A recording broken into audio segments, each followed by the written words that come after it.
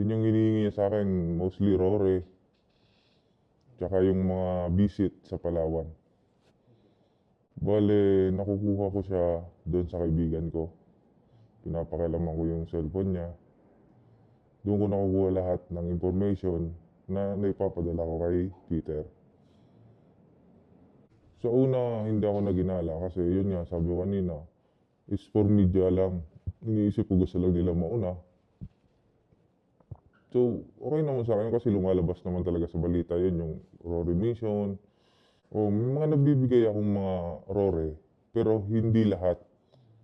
May nabibigay akong mga Rory na okay naman yung takbo nila. Doon lang talaga sa Kapinggan yung nagkaano. Siyempre, nung pagkabangga nun, may mga kaibigan ako doon eh. Nakonsensya ako. Siyempre, paano kung may namatay doon? Siyempre, habang buhay ko dadalhin yun. Hindi nila alam na ako yung nakapagbigay ng information kung bakit nangyari yun. Sarili ko, nagsisi talaga ako na Sa naging engagement mo kay Peter, tama po sir, nag-meet din kayo nito dito po sa Pilipinas, December. December ng 2020. After nung Kapinggan nyo, yung incident. Kasi nag-away kami nun. Kamusta yung pag-uusap niyo? Bale, nag-instruction ako sa kanya na pag pumunta siya dito, wag namin pag-uusapan yung trabaho, tungkol sa trabaho. Mag-usap lang kami ng kung anong gusto namin pag-usapan, basta ilabas namin yung sa trabaho. Nag-usap naman kami sa buhay niya, kung ano yung mga ano niya. Pero alam ko naman na lahat kasi sinungalingan niya eh. Kasi nung pagkita ko sa kanya, nakita ko Chinese siya eh. Sa accent, hindi mo makahalatang Chinese. Pero yung mukha niya, Chinese talaga. Pero hindi pa ako sure noon. Hanggang sa, yun, nakuha na ako ng AFP. Pinakita sa akin yung picture na, yan, Chinese yung pinatrabawan ko. Doon na nagsimula na, una, kung sa tingin nyo masyadong mataas yung presyo para sa simpleng trabaho, huwag nang mabibighani sa pera na ibibigay nila. Kasi doon naman nagsisimula eh. Mabibigani ka dahil sa pangailangan mo. Hanggat kung halimbawa, kung meron pa man ngayon na nakapasok na ganyan, feeling nila trap sila, hindi sila makalis. Hindi pa huli para maisumplong nila yung ginagawa nila. Para matulungan sila ng gobyerno. Kasi sincere naman yung gobyerno natin sa pagtulong sa ganito. Hindi po ito gawa-gawa. Kasi kung hindi lang para sa seguridad ko, sa pamilya ko, o kahit sino makakilala sa akin. Kaya kung sabihin sana sa na ito talaga na nakapasok ako sa ganito. Kasi syempre, hindi ko naman alam kung gaano kalawak yung operation ng napasukan ko.